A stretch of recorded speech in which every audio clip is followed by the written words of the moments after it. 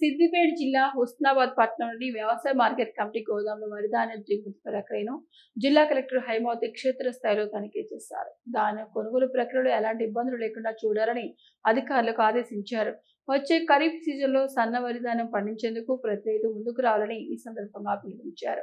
హుస్నాబాద్ వ్యవసాయ మార్కెట్లోని 5,000 మెట్రిక్ టన్నుల సామర్థ్యంతో ఉన్న 2 గోదాముల్లో హుస్నాబాద్, అక్కన్నపేట మండలాలకు సంబంధించిన వరి ధాన్యాన్ని దిగుమతి చేశామని తెలిపారు.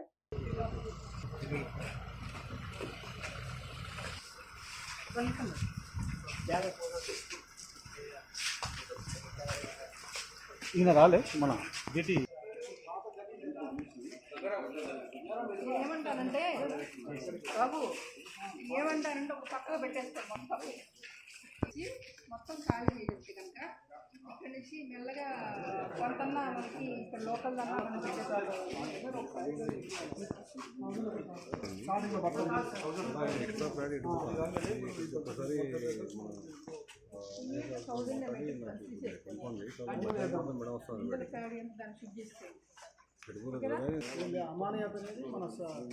వాళ్ళ మోనోపోలి ఏంటి పిలిపెట్టిన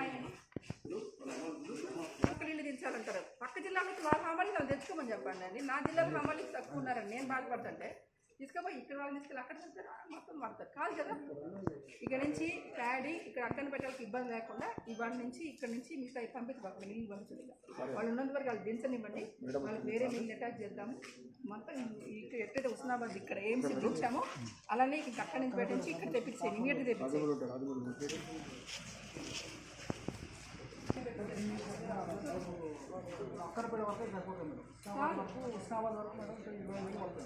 హుస్నాబాద్ దానిలోకి వెళ్ళిపోయి అక్కడి పేరు లారీలేమో బయటకు వెళ్తాయి, ట్రాక్టర్ మాత్రం ఓకేనా. నమస్తే మేడం, మాకు రైతులకు బాగా బయట అమ్మ మా దగ్గర లేవమ్మా. మా ప్యాడీకి అయితే ఉన్నాయి, బోల్డ్ అని ఉన్నాయి.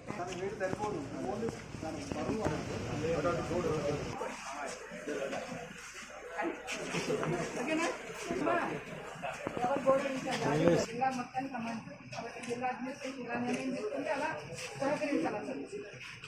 ఓకే కదా అని మొదలుపెట్టి పని మొదలుపెట్టి ఓకేనా. ఎవరు ధర్నా చేసి ఇబ్బంది పెట్టబాకండి. మాకు ఎవరికి ఇబ్బంది పెట్టే ఉద్దేశం మక్కలకి బంగ్లాదేశ్ నుంచి రావట్లేదు, జలుబు కావాలి. జలుబు బంగ్లాదేశ్ మనకి గొడవ అవుతుంది, ఎక్కడ రావట్లేదు. అందుకని